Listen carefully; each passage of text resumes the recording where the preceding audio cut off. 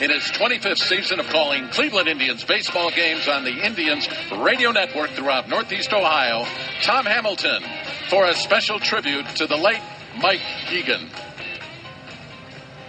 Thank you, Bob. And good evening, ladies and gentlemen, and welcome to Progressive Field for tonight's game. It gives me great pleasure to pay tribute to my close friend and partner of 14 years, whom we lost this past off-season on Christmas Day, Mike Hegan. First, we want to welcome Mike's family, his wife Nancy, his sister Kathy, sons JJ and Sean, their wives Kathy and Betsy, and the grandchildren Jack, Bridget, Casey, and Connor. As you know, Mike played 12 years in the major leagues, and some of his teammates were among the greatest to ever play this game. His teammates included Mickey Mantle, Whitey Ford, Raleigh Fingers, Catfish Hunter, Reggie Jackson, Robin Yount, and Hank Aaron. And to a man, they felt that Mike was as fine a teammate as they ever had. Well, we wholeheartedly agree. Any of us who was lucky enough to work with Mike knew that we had the greatest teammate ever.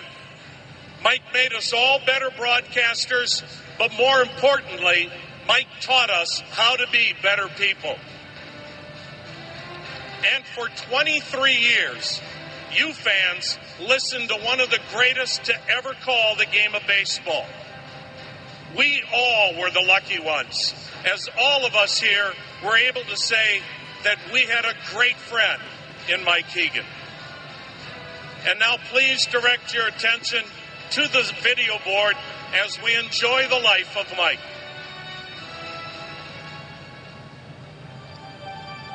Mike Hegan will forever be remembered and loved as that familiar voice providing insights on Cleveland Indians television and radio broadcasts for more than 2 decades.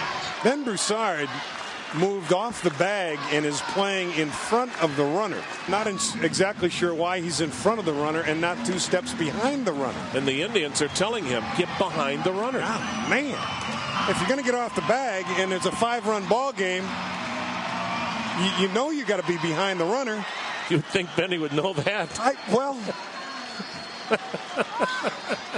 I'd like to see your blood pressure right now. The thing that you don't want to see is a guy make the wrong move and then a ball hit. I mean, one pitch, you make the wrong move and a ball's hit by you, you're in trouble. I mean, but to me, the logical thing would say, we don't care about that run right there. I'm going to move off the bag because I'm going to move deeper, not closer. But James Michael Hegan's journey into baseball started many years ago at a very young age. In fact, you could say he was born into it as the son of Indians Hall of Famer Jim Hegan and his wife Claire. An all-star catcher, Jim Hegan played 14 stellar seasons with the Indians, including being a key performer on the 1948 World Series champions. Cleveland Stadium, the field, and the clubhouse was Mike's personal playground during his childhood, as he often accompanied his dad to work. After starring in football, basketball, and baseball at St. Ignatius High School, Mike signed with the New York Yankees in 1961, beginning a 50-year love affair of his own with professional baseball. At the age of 22, Mike was added to the New York Yankee roster to play in the 1964 World Series alongside Mickey Mantle, Roger Maris, and Whitey Ford against the St. Louis Cardinals. As a first baseman and outfielder, Mike's playing career spanned 12 seasons in the big leagues, highlighted by being named to the 1969 American League All-Star team and as a member of the 1972 World Champion Oakland Athletics. He hit for the cycle off Mark the Bird Fidrych and once held the American League record, going 178 consecutive games without an error at first base. When his playing career came to an end following the summer of 1977, Mike immediately moved into the Milwaukee Brewers TV booth as an analyst. Mike's in-depth knowledge of the game and his passion for his hometown made a return to Cleveland in 1989 a natural transition, teaming with Jack Corrigan on WUAB TV 43. A decade later, Mike added Indians Radio Network broadcasts to his duties, and in 2007, he transitioned exclusively to radio, where together with Tom Hamilton, we enjoyed his insight and passion for Indians baseball. Triple play! They turned a triple play! Do you believe that? As Drubal Cabrera to Victor Martinez, a triple play! Oh my! From the local sandlots to the high school diamonds to the major league stage, both on the field and in the broadcast booth, the Hegan name will forever be connected with the Cleveland Indians.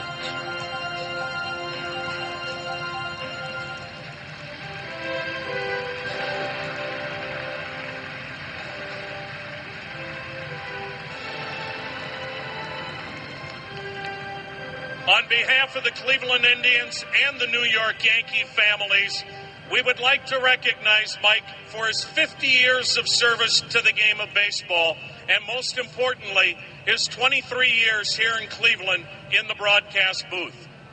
To memorialize Mike as an important member of the Cleveland Indians family, we are announcing tonight that we are inducting Mike into the Cleveland Indians Distinguished Hall of Fame out in Heritage Park.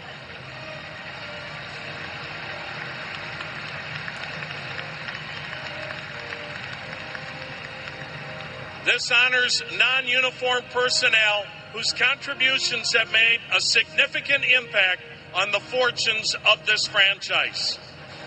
Beyond the nameplate that will forever honor Mike's contributions with the Indians, Executive Vice President of Business Operations Dennis Lehman will now present Nancy with a crystal piece to commemorate this honor.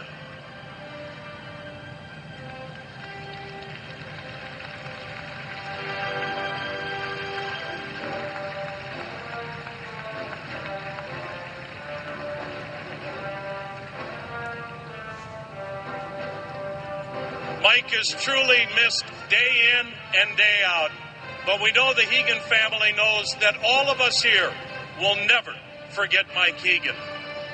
And there isn't anything that Mike would want more than his 4 grandchildren to throw out the ceremonial first pitch.